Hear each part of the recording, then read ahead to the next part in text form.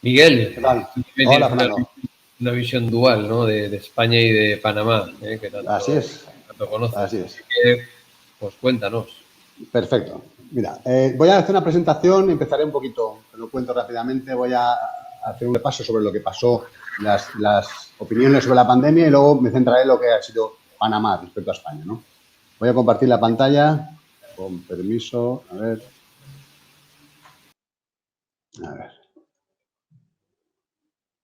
Muy bien. Entiendo que la pantalla se está viendo. Sí, sí, se ve. Muy bien, fenomenal. Muy bien. Bueno, antes que nada me gustaría, para quien no nos conozca todavía, me gustaría decir quién somos, ¿no? Quién somos en Urbania. Urbania somos una promotora constructora realmente. Tenemos relativamente poco tiempo, tenemos unos 5 años. Siendo un germen español, al final la empresa también ha tenido ahora tuvo un desarrollo internacional. Estamos en 4 países, en 2 muy activos, como es Panamá y España, ¿no? Yo cuando empecé a bucear para buscar datos sobre lo que nos había pasado en este último año tan excepcional, creo que recordaréis, si alguno estuvo viendo cuando el año pasado hice la misma presentación, que desde Urbania nosotros la percepción que teníamos realmente es que el mercado no estaba agotado, no estaba tan mal, ¿no? Y de hecho he estado buscando, porque yo me voy guardando las noticias, sobre todo las negativas, para luego poder darse a la cara a la gente, ¿no? Y las primeras reacciones cuando llegamos a la pandemia, en marzo de 2020, fueron que iba a haber una bajada de precio de venta aproximadamente hasta el 9%, que además iban a subir los precios de alquiler, ¿de acuerdo? Nadie nos era capaz de darnos exactamente el dato y en función de qué se estaban ellos basando para darnos esto, ¿no? Que habría un bloqueo absoluto de la demanda, cosa que nosotros desde el primer día vimos que no iba a ser cierto, porque fue entrar en la pandemia en su momento más duro, cuando estábamos confinados, y nosotros lo que tuvimos es duplicamos prácticamente o subimos exponencialmente lo que fueron las solicitudes de información por nuestros proyectos, ¿no? Posteriormente, también nos decían que iba a haber una bajada de la oferta. Bueno, también es posible, ¿no? Todo iba a ir mal, apocalipsis zombie, íbamos a desaparecer, el sector inmobiliario ya no iba a volver a levantar cabeza, ¿no?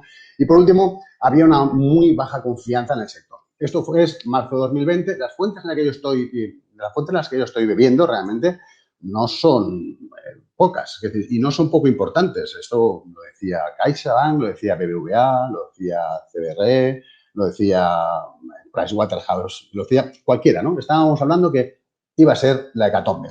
Bueno, van pasando los meses, realmente en lo que es sanitario fue un momento muy duro, en lo personal para mucha gente también lo fue. Y la segunda reacción es que ya al final de 2020, entonces ya empiezan a bajar un poco el tono de pesimismo, ¿no? Ya nos van a decir que los efectos son moderados en el precio, que solamente van a tener aproximadamente una bajada máximo del 4%, que además los precios de alquiler, pues pese a la subida que se está previendo del 6%, se van a mantener, ¿no? Y posteriormente que la demanda también se va a mantener, ¿no? Que los clientes van a seguir teniendo intención de comprar. Y además nos dicen también que la oferta se mantiene. Aquí sí que entró en liza una cosa relativamente novedosa, que es el Build to Rent, ¿no? Bueno, Build to Rent, a mi entender, ¿no? Como lo veo yo, nosotros somos una promotora pequeña, que tampoco tenemos la capacidad financiera que tienen estos grandes monstruos que están trabajando ahora en nuestro país. El Build to Rent, más que como un objeto o como un fin de solución habitacional, pienso que ha sido una buena solución financiera para proyectos que probablemente no estaban consiguiendo tener la demanda necesaria, ¿no? Y me parece muy bien porque la gente ha conseguido, estos grandes fondos han conseguido colocar este tipo de producto y además van a cubrir una necesidad que en principio había en el mercado. No tengo muy claro tampoco si este Build to Rent la gente lo tendrá para toda la vida o se convertirá, como está pasando en alguna promotora que está haciendo, dentro de unos años pues se convertirá en un alquiler con opción a venta, ¿no? Que creo que también sería una buena opción. Y por último también nos dicen que la mejora de confianza del sector, mejora mucho la confianza del sector y aparecen nuevas necesidades por el tema del teletrabajo. Bueno, esto es a finales de 2020, evidentemente ya estamos todos más tranquilos, pero ¿qué ha ocurrido realmente, no? Al final, hoy, ya con un porcentaje muy amplio de la ciudadanía ya está teniendo vacunado, ya lo hemos pasado mal, ya están muy bajos los índices. ¿Y qué ocurre ahora? En la actualidad, a mediados de 2021, resulta que los precios de venta han subido. Así, de claro, de bajar a un 6% hasta un 9% que podían haber bajado los precios de venta, los precios de venta han subido a lo largo de este año. ¿Qué ha ocurrido además? Que los precios de alquiler han bajado. Los precios de alquiler han bajado porque, evidentemente, había una bolsa muy importante de pisos que se estaban dedicando al alquiler vacacional y todos sabemos que el sector que principalmente más ha sufrido toda esta pandemia ha sido la hostelería. Bueno, y muchos propietarios han decidido que esa propiedad que tenían, a lo mejor ya lo tenían decidido anteriormente, porque yo creo que tener alquiler, si tú tienes una flota grande, tienes un parque grande, sí que puede ser interesante, pero tienes un apartamento, estás dependiendo cada vez de tener que alquilar, pues igual había gente que tenía esa duda y esto le ha ayudado ya a definitivamente dar el paso y dejar el piso en alquiler de larga estancia, ¿no? Luego nos hemos convertido en el motor de la recuperación. Es decir, éramos los demonios, éramos los monstruos, éramos los comeniños realmente durante muchos años, incluso al principio de la pandemia también éramos un peligro para la sociedad. Se hablaba de burbuja inmobiliaria, en todas las noticias siempre había alguien que nos estaba menospreciando y estaba menoscabando nuestra reputación, y ahora en las noticias somos el motor de la recuperación. Bueno, fantástico. Ojalá sea así y lo podamos llevar adelante. Ha aumentado la demanda, indudablemente. Yo puedo hablar de los datos, que además, quien me conozca sabe que yo con los datos soy muy exhaustivo y además soy muy obsesivo. Yo semanalmente repaso completamente todos los datos de todos los proyectos, de todo lo que estamos haciendo, y nosotros hemos mantenido un nivel de clientes, de prospectos muy alto solicitando información sobre nuestros proyectos. Entiendo que además, como me pasa a mí, le debe pasar a la competencia, ¿no? Yo no tengo sus datos, pero tengamos en cuenta que nosotros durante lo que llevamos de año aproximadamente ya hemos recibido unas 3.600 solicitudes de información, por lo cual en un mercado del tamaño como es el de Valencia creo que es una muestra suficiente para entender más o menos cómo está funcionando el mercado, ¿no? Y además se mantiene la oferta e incluso en algunas zonas está aumentando, ¿no? La oferta realmente, hubo un momento de parada, pero el momento de parada podría ser algo simplemente coyuntural, es decir, a nosotros nos ha pasado, nosotros hemos estado lanzando proyectos y nos ha costado mucho conseguir presentar la documentación a las administraciones. No había nadie, durante meses no ha habido nadie. Llamabas al teléfono, no te contestaban. Intentabas quedar con un arquitecto, no te contestaban. Intentabas hacer cualquier gestión y no era posible. Todo lo que ya era de por sí bastante tedioso y largo, se convirtió ya en imposible, ¿no? Una barrera completamente insalvable. Evidentemente, si no estás pudiendo realizar ese tipo de gestiones, pues la oferta se retiene. También se ha retenido la oferta porque los bancos han sido bastante duros. Con los promotores nosotros hemos tenido suerte, entiendo que suerte, o vendrá por el buen trabajo, que los proyectos que hemos tenido que sacar adelante, pues teníamos las ventas suficientes. Pero me consta que ha habido promotores que a lo mejor no tienen el mismo track record que tenemos nosotros, no han tenido la capacidad de seguir adelante con ese tipo de proyectos porque el banco no les ha dado la financiación, ¿no? Y por último, y aquí sí que tengo que llevar la contraria prácticamente a todos, yo estoy medio loco probablemente, con el tema del teletrabajo, ¿no? Con los clientes, bueno, yo no sé el resto de los intervenientes en esta jornada, si tiene el trato directo con el cliente. A mí me gusta mucho sentarme con los clientes, con muchos clientes a lo largo del mes, hablo con ellos para entender bien el mercado, ¿no? Sí que es verdad que el teletrabajo es una cosa que se está hablando diariamente, que nos lo están metiendo en todas las noticias, en todos los periódicos, en todos los telediarios, se hacen reportajes de todo tipo, las viviendas se van a preparar para el teletrabajo. Muy pocos clientes con los que yo me he sentado tienen esa inquietud, ¿no? Y entiendo, ¿no? Pensando en mi entorno, por ejemplo, pues hay muy poca gente que podría desarrollar teletrabajo. Es decir, hay muchos sectores, el sector industrial, el sector agrario, el sector logístico, y hablo el camionero, evidentemente, en lo que está en su casa, que hay gente que no podrá desarrollar jamás el trabajo en su casa, ¿no? Y luego del porcentaje inferior y pequeño que quedaría de la gente que sí que podría trabajar en casa, está luego los que lo quieran hacer realmente, ¿no? Y además los que quieran comprar un piso. Entonces, no sé si ajustar la oferta y el producto al teletrabajo, desde nuestro punto de vista, no sé si es el más correcto, ¿no? Además, y esto tampoco me lo voy a inventar yo, ¿no? La neurociencia ha demostrado que somos animales sociales, ¿no? Las empresas pues podrán poner un poquito de teletrabajo, pero necesitamos estar juntos. La productividad aumenta, las relaciones sociales son imprescindibles, el sentimiento de empresa es muy, muy importante para poder seguir desarrollando, ¿no? Bueno, pues esto es al final un poquito la evolución de las opiniones que han ocurrido basadas probablemente en nada, como podemos ver. Yo, y el que me conozca y el que me vio y con el que he hablado desde el primer día, le dije que el sector estaba bien y que iba a funcionar bien, y así ha sido, ¿no? Ahora vamos a hacer una comparación de cómo ha ido el sector en Panamá respecto a España. Sí que tengo que decir que además, leyendo todos los informes internacionales y nacionales, sí que más o menos, y me lo acabo de confirmar ahora con la intervención tanto de Daniel como Camilo, que el sector inmobiliario ha tenido un comportamiento muy similar en todos los países, ¿no? Nosotros tenemos proyectos en Panamá, bastantes proyectos, y en España, en total, entre los dos países estamos desarrollando en diferentes fases unas 3.400 unidades, pero como en España nosotros estamos desarrollando en Valencia, vamos a comparar lo que es Panamá con Valencia provincia, ¿no? Para eso lo primero que vamos a hacer es, para poder entender bien los datos que vamos a ver, es dar algunos datos demográficos respecto a estas dos ubicaciones, ¿no? En cuanto a habitantes, en Panamá hay 4,20 millones de habitantes y 2,6 millones en la provincia de Valencia, ¿de acuerdo? Hablaríamos que la densidad de Panamá es de 57 habitantes por kilómetro cuadrado frente a 237 habitantes por kilómetro cuadrado. Este dato es bastante importante porque podréis entender, con esa demografía y con esa densidad, en Panamá lo que sí que hay es suelo. Sí que hay suelo y además tampoco hay muchas restricciones para conseguirlo.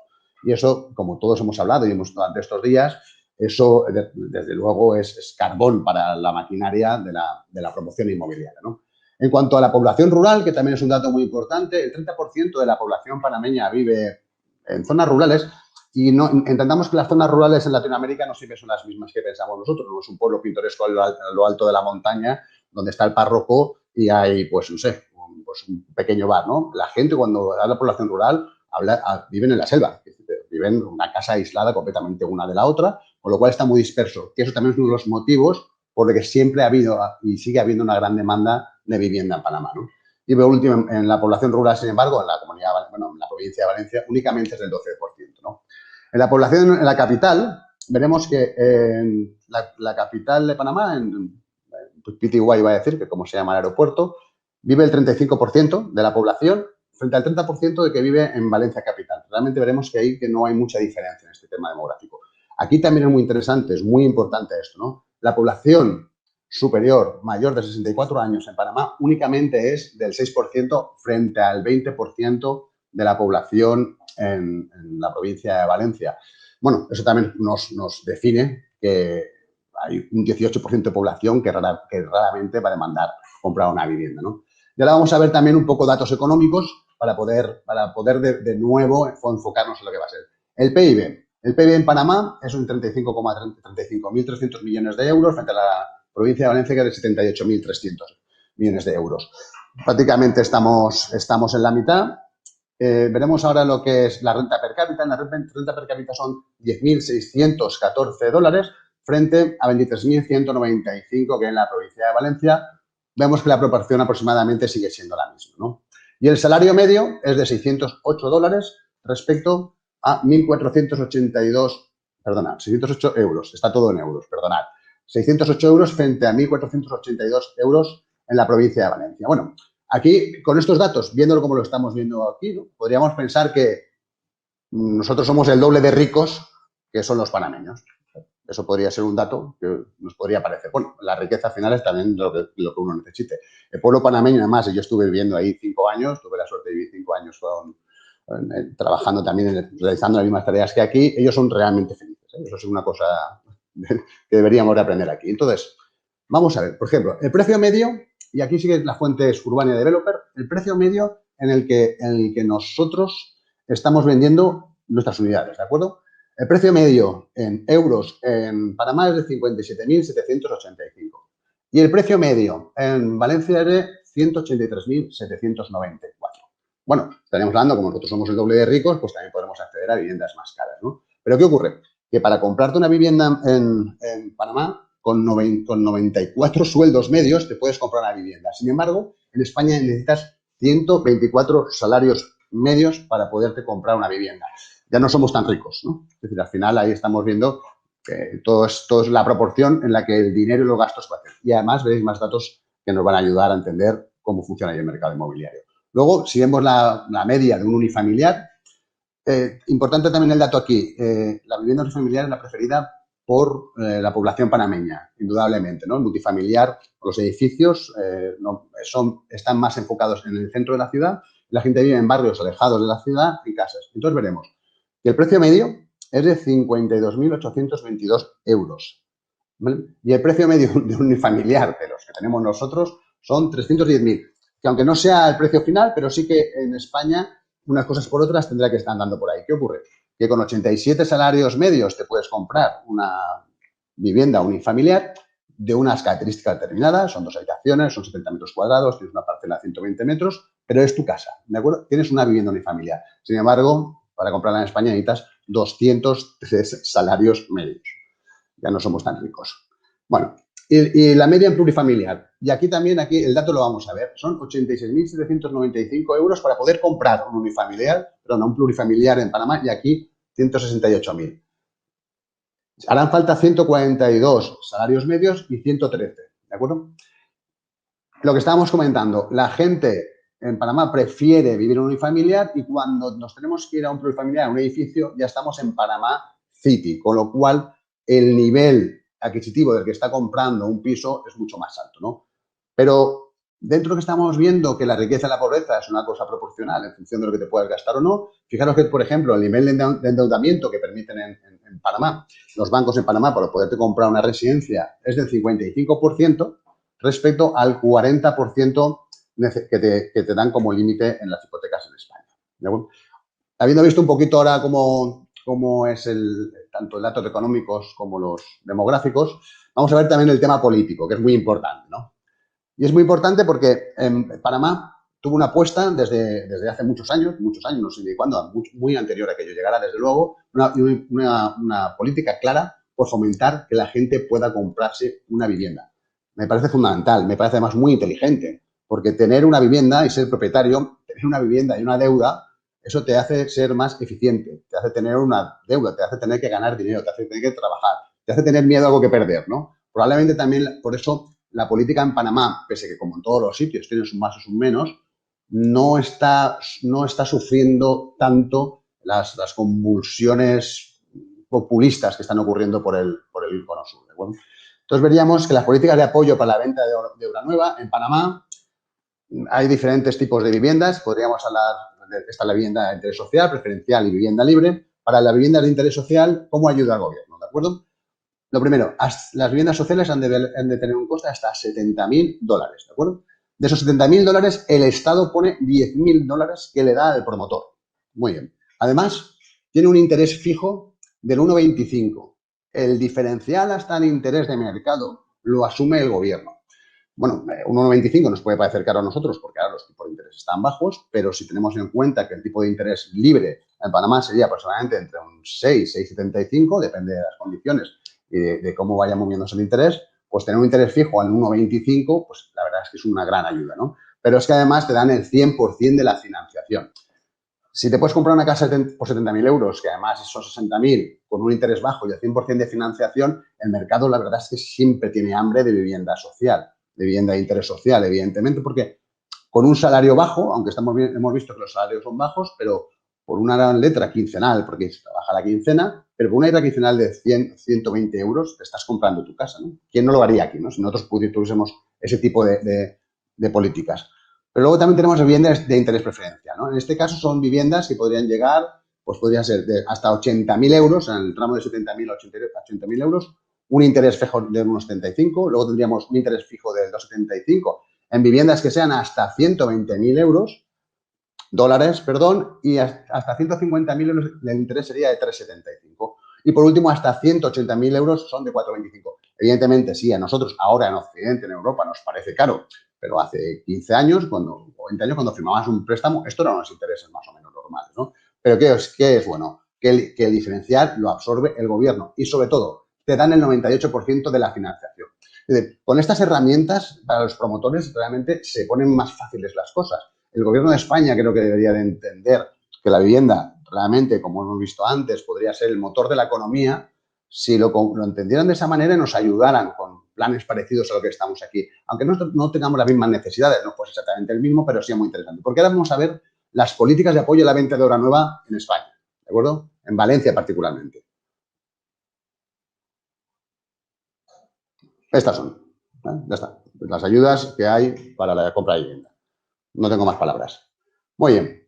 Y una cosa muy importante también, evidentemente, en la venta inmobiliaria, pues hay varios elementos. Está el cliente, está el promotor y sobre todo está el banco, ¿no? ¿Cuál ha sido la posición de los bancos frente al COVID, ¿no? Vamos a ver que en Panamá los bancos con el comprador tuvieron ciertos detalles, ¿no?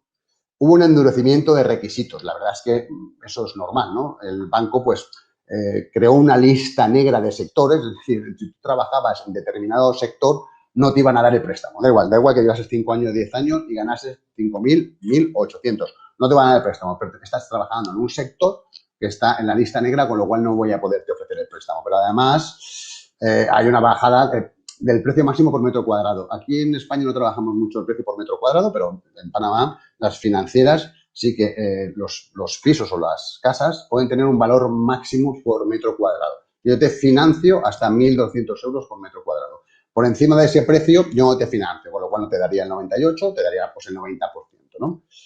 Y luego hay una comprobación exhaustiva de los datos de los clientes. Digo esto porque desde el momento en que se hace pues, el permiso de ocupación, ¿no? El fin de obra, hasta el momento que se firma la hipoteca, el banco llega hasta pedir 4 veces la carta de trabajo que se llama al comprador. Y que hasta el último momento antes de firmar quiere que le esté mostrando que está trabajando. Pero bueno, la cosa está mal allí también, ¿no? Ya ha habido una moratoria en pago de financiaciones. Evidentemente, como Panamá no tiene el apoyo financiero ni tiene detrás el Banco de Europa, como tenemos nosotros, los bancos han hecho algo parecido, como lo contaba Camilo, en Colombia, y lo que han hecho es una moratoria, con lo cual la gente no ha tenido que pagar financiaciones, ¿no? Y también ha cerrado cuentas a clientes. Los clientes que no han sido buenos, que no tenían bueno, le han cerrado las cuentas y les han sacado de los bancos, ¿no? Y al promotor, que ha hecho? Le ha endurecido los requisitos de la misma manera. Es lo mismo que ha ocurrido en España, no nos podemos extrañar, ¿no? Pero haya sido especialmente fea o grave una cosa, que es la moratoria de cuotas de financiación. Claro, con estos intereses que estamos hablando del 6,75% y teniendo que parar la obra durante 6, 8 meses, pues ha sido un problema, porque el banco sí que te ha dado una moratoria en las cuotas de financiación, pero el interés no ha parado. Es decir, no es que te lo paro y luego es que tú no me pagas, pero el día que me vayas a pagar me vas a tener que pagar todos los intereses. Con lo cual ha sido un momento muy duro para muchos promotores, la verdad que lo ha sido muy duro para nosotros, que los que no hayan tenido la suficiente capacidad y la fortaleza, la robustez para poder continuar han tenido que cerrar las puertas, ¿no? Y ahora vamos a ver la posición que ha habido en los bancos en España, ¿no? Para el comprador ha habido un endurecimiento de requisitos, indudablemente. Bueno, para unas tasaciones a la baja. Y eso es una cosa también que ha sido bastante conflictiva. Yo no he llegado a comprender. Se decía que los precios bajaban, pero todos hemos visto en el sector todos hemos visto que en el sector las tasaciones iban indicadas por el banco. Uy, estoy pasando. Por el banco para que las bajaran, ¿no? Los niveles de aprobación son altos y para el promotor lo mismo, un endurecimiento de requisitos. Y vamos a ver cómo se ha comportado el mercado. Vamos a ver un par de gráficas que nos van a explicar que, a pesar de todo, ha sido muy parecido, ¿no? Los prospectos, tanto en Panamá, que es la raya azul, como en España, han ido aumentando, incluso con picos muy altos en Panamá, y las reservas del mismo modo. Ha habido un bajón, evidentemente, a mediados del año pasado, pero luego se han vuelto a reactivar las ventas. La gente sigue habiendo mucho ánimo en el mercado. ¿De acuerdo? En Panamá, además, nosotros durante este último año hemos lanzado 2 proyectos durante la pandemia, con un total de 166 unidades y durante este último año hemos finalizado y entregado 107 unidades allí. Aquí en Valencia, además, lanzamos 6 proyectos muy valientes, muy alocados, cuando todo el mundo decía que esto se iba a desaparecer. Nosotros sacamos 6 proyectos, de algunos, además, 3 de ellos los tenemos vendidos al 100%, 111 unidades plurifamiliares y durante el año 51 unidades finalizadas y entregadas. ¿De acuerdo? Las previsiones, bueno, os lo digo rápido porque ya me estoy pasando del tiempo. En Panamá son positivas. La ventaja es que el índice de vacunación es muy bajo. En cuanto empieza la vacunación, se va a reactivar. Como allí no tienen ayudas como tenemos aquí, la economía está realmente parada. En el momento que empiece a funcionar, se va a levantar, ¿no? La bajada de oferta respecto a que muchos promotores han tenido que cerrar. Hay un gran interés en cambiar o comprar de vivienda, como habéis podido ver, y se han sincerado los proyectos. Es decir, muchos clientes que estaban en el proyecto esperando que llegase el momento de compra, que ya no van a poder afrontarla, pues ya no están en el proyecto, ¿no? Y en Valencia, ¿cuáles son las previsiones que tenemos? Hay una cierta incertidumbre, hay una amenaza real que no ha hablado nadie, incluso lo hemos comentado como una bonanza para el sector, que es la rehabilitación para la obra nueva. Evidentemente es un enemigo a batir, porque la gente podrá decir, si me compro un piso nuevo o con las subvenciones de Europa me rehabilito el piso. Una inflación al alza, que tarde o temprano, como comentaba comentaba también Daniel, es posible que nos llegue. El cliente tiene un comportamiento un poco disperso, estamos saliendo de la pandemia y no todos ya están centrados en la idea de comprar, pues igual se quiere ir de viaje a Australia o se quiere cambiar de coche porque ahora es que va a viajar. Hay un aumento notable de costes y exigencias técnicas y luego como fortalezas tenemos que hay una reactivación de la economía real, hay poca oferta de obra nueva, sobre todo en las áreas metropolitanas, y los intereses van a seguir siendo bajos durante algunos años y el ahorro ha sido muy alto. Y por último, hay unos, que comentaba ayer Patricia, hay unos nuevos perfiles de compradores. Me vais a disculpar, creo que me he pasado unos minutos de mi tiempo y esto es lo que os quería comentar. Pues nada, no, muchísimas gracias. Y bueno, nos hemos pasado un poquito, pero bueno, Perdón. No, tranquilo, no, te hemos dejado porque estamos siendo germánicos en esto y estamos terminando, con lo cual después de nosotros no hay nadie, no hay ningún problema y ha sido muy interesante. Muchísimas gracias, Miguel.